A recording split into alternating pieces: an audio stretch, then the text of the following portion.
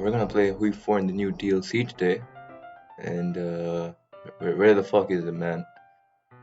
Oh, they fucked it up. Way too expensive.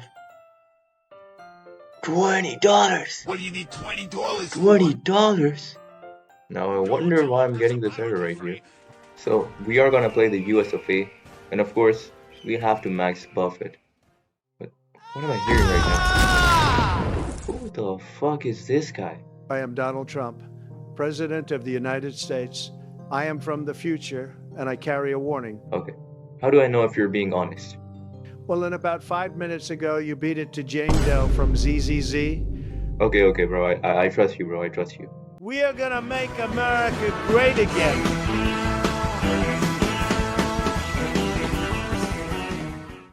So, this is my first time playing the new DLC. And what the fuck are these new icons, bro? Naval Headquarters. Electricity. Okay, bro. This whole new resources menu is pretty good. But like, they added coal? What the fuck is coal for? I'm gonna skip the setup because it's the same in every single game.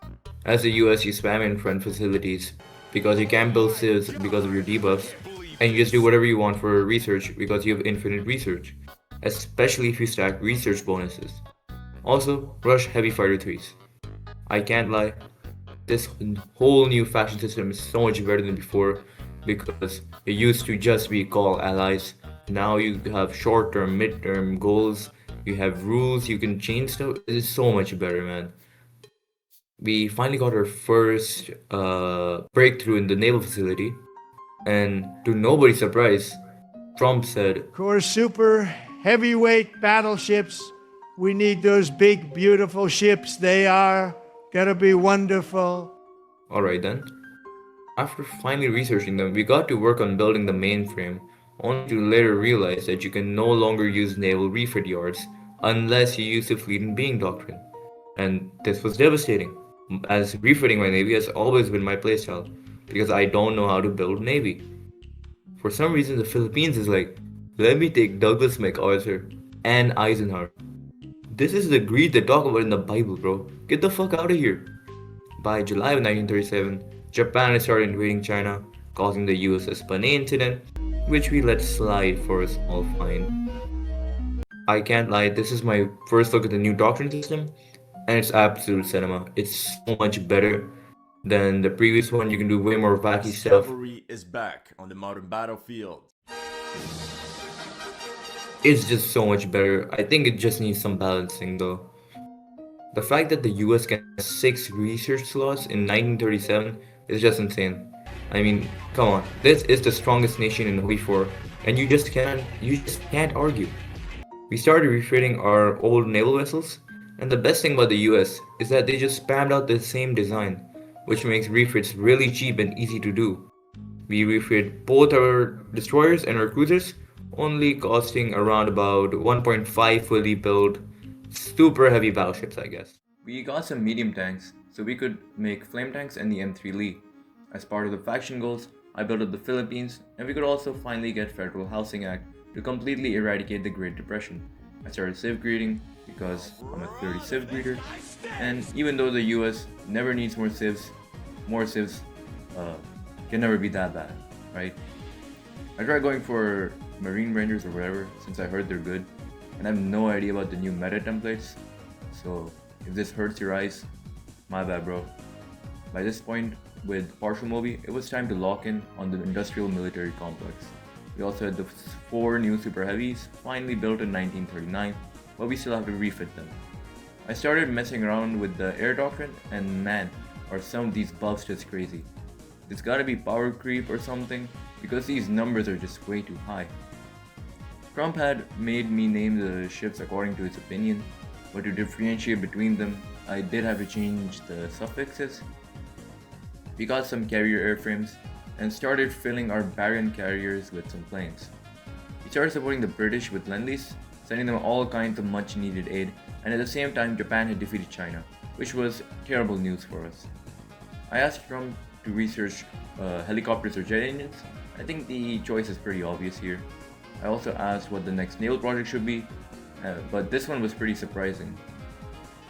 With the new improved large airframe, our bomber production would begin, and with advanced airframes, new tactical bombers and heavy fighters, all funding was now going to the Air Force. This was causing a huge strain on our resources, however. Synthetic refineries and trade laws were all a must. In December of 1940, Japan had officially attacked the Soviet Union, and soon the Germans would support this invasion in 1941, causing a two-front war that could be disastrous for the Soviets. I sent them whatever I could, but things were still pretty bleak for them. With the war justification happening, I decided to prepare my forces, moving the Air Force forward to strategic locations, our Marines to Hawaii, and our biggest fleet to Pearl Harbor just in case. Wait, no, don't do that! Hey, there's Quahog Harbor. Look at all those old naval vessels. Yeah, look at them all. Banzai! Mountains! 遥か未来目指すための羽があること残酷な天使の手で窓辺からやがて飛び立つほとばしる熱いバトスで思い出を裏切るならこの空を抱いて輝く少年よ神話になれ Yeah, we got brutally molested. You return. Leave the Pennsylvania station about 3:45. Read a magazine and then you're in Baltimore. This is John Daly speaking from the CBS newsroom in New York. Here is the Far East situation as reported to this moment. The Japanese have attacked the American naval base at Pearl Harbor, Hawaii, and our defense facilities at Manila, capital of the Philippines. They took out the entire US Navy in one strike, and I had to rush my entire dead stack all over the place so we could repair it. And this level of ass whooping needs to be studied, bro. And I'm not even gonna lie, I did this on purpose, but I did not expect it to be this bad. Now, with our Navy in shambles, we played a wonderful game of staring at the map until our Navy fixes. We deployed our B-24s over Germany to give whatever help we could to the Soviets. The Japanese started invading everybody, trying to slime us out before our Navy gets fixed. And they were really successful with this. They took over most of Burma, they landed in the Philippines. Dude, is that Forrest Gump? But somehow with our Air Force we were able to hold them back. And in the new DLC, the Air Force is so fucking overpowered. Like, these stacks aren't even made for ground support, by the way. They're mainly made for naval support. Okay, what the fuck am I doing, dude? Nobody does firebomber like that. Okay, tell me to never do that imitation again. If I ever find out that you did something like this again, I will cut your fucking pin. Who just what? Get out of my way. How? Then somehow, the Japanese took over Malaya, with the entire Allied force there encircled. But somehow they recovered, and in India a stable frontline was reached. Then the geniuses, over in Ethiopia, stationed 2 divisions in Manila, while not being in the war. You stupid Dude, we have to kill whoever's running that nation, dude. Then the British tried to do a D-Day or a Dieppe raid in 1942, and they got cursed on. And then I left 24 divisions to attrition in Gibraltar for some reason. By April of 1942, Japan had taken the Philippines, most of India, Java, and Borneo, while we could only sit and watch with our dick in our hands, because our navy was still completely crippled. So we did the little we could, as we sent a lot of aid to the Soviets and to the British, and low-key, the Soviets were the only competent players in the game currently. Soon the Indian collaborators sided with Japan, bringing the Raj to capitulation, but by this point, my army had arrived in Iran. And, we kinda ran over them. One thing I'd like to point out is that you cannot use field marshal front lines anymore with area defense. So basically you would make a field marshal front line, and then you would put your divisions on area defense, and then you would get planning. Now you don't get planning anymore, so you have to use this immobile cohesion thing, which is kinda stupid in my opinion, because the only difference this makes is that you can't have 72 divisions in one general anymore. And I think it was pretty balanced because to micro 72 divisions is literally impossible. So I don't know why they did this change. It used to be completely fine. Anyways, we steamrolled Iran to help reduce the pressure on the Soviets. We also moved our air force over to assist them as much as possible because so far they were the ones carrying us. Finally, around September of 1942, I was confident that our navy was ready. Although some of the ships were damaged, we could still cook. In the new DLC as well, the only way to get supremacy is to patrol, I think, which is kinda weird. I really don't know how to work around this. We soon did lose Guam. However, we were plotting and scheming, and we launched a huge naval invasion. However, something I really hate is the fact that you have a new naval invasion plan cap. Like, you can only do so many naval invasion plans. Like, dude, please let me do my tentacle porn invasions, dude. What the fuck is this, man? Bro, bro. Play with tongue, sir. Now, I did crash out over the fact that I couldn't get naval supremacy here, and you can't blame me, man. I literally could not get supremacy here, no matter what I did. I used all of the ships I could. I even reloaded the game, and it just wouldn't get fixed. I think I should just kill myself. So I just gave up and moved over to Papua New Guinea and then obliterated them.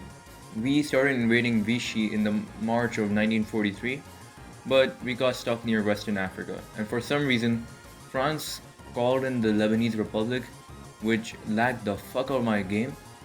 Like, what beast is Lebanon hiding inside them, dude? What the hell? What the f... Yo, I don't regret that. Man, what am I even doing? Okay, here my friend hopped on, so we began invading Italy and we turned them into Swiss cheese. Where's the big D? Yo! Wait, big D can wait. Big D can wait. I got something important to do. I mean, I would complain, but you all gotta agree, this is kind of valid, okay? This is completely valid. While I wasn't looking, we somehow ripped apart the Japanese fleet pretty easily. What the fuck? I didn't even see that. Bro. Oh, 6-7? Oh. Yes, go. Oh my This is gonna be god, beautiful. wow. This might be beautiful, dude. Absolute cinema. Someone who has never played Hearts of Iron 4, bro, this is absolute cinema. Please, go. USA! You have to Come touch on! Yeah! Where the skid gets like the celebration thing? Bro, I need to touch it. Kidding What? me, man. What? You need to touch kits? Yes, dude. Okay, I think we both might be mentally disabled. Now, we had the British invading Rome, and this was the greatest tag team I've ever seen from the AI, and we brutally molested everybody in the peninsula. What? I'm gonna be honest here, the USA by 1944 just enters Minecraft creative mode. Like, look at all these planes, infinite production, you just become unstoppable.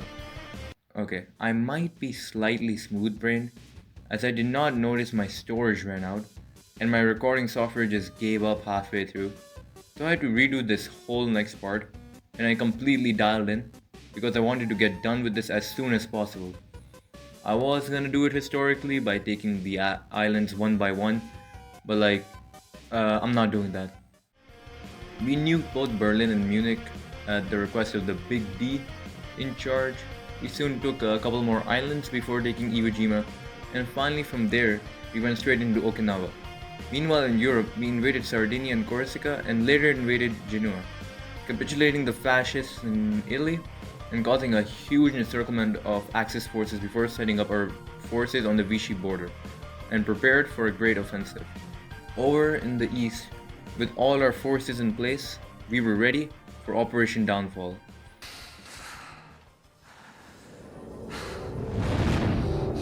Stand ready for my arrival.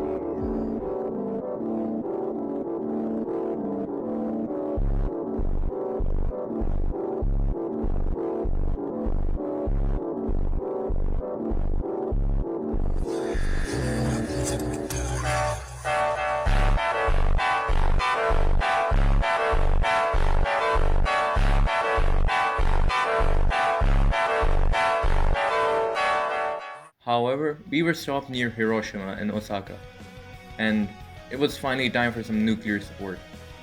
We got super lucky with our nukes, even though it was just a 50-50 chance, allowing a huge incursion into Japan, while our naval bombers literally ripped apart whatever was left of the Japanese fleet. So we pretty easily treaded down the rest of Japan. And then, after capitulating them, much to Trump's disappointment, we are not conquerors, and we liberated as much of the land as we could, while allowing others a path to redemption, such as letting them make anime, and then deny all their war crimes. No, only dead one. We soon concentrated our forces in Europe and destroyed the German front line. However, I will be honest here, the Soviets had weakened the Germans so much that they couldn't hold against us whatsoever. So, yeah. Here I must mention that they changed up the war score system, which is much more balanced now. However, 37,000 score from sinking ships is a little bit too far. Like, I can't lie, this was mostly a Soviet carry until I got to lock-in, and it feels pretty scammed that I have more score from sinking ships than they have from land combat damage. Nonetheless, it doesn't matter as the Soviets declared war on the UK for some reason, and we still gave them their share in the peace deal, but Belgium just stole it.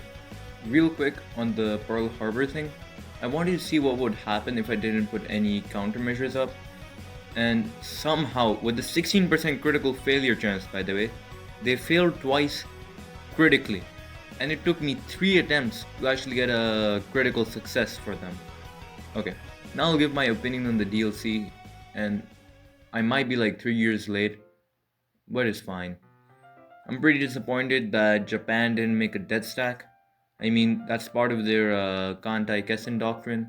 Not a single huge battle happened where giant proportions of both fleets were involved. And I think in a naval rework, I think you should also change how the AI uses its navy, if I'm gonna be honest.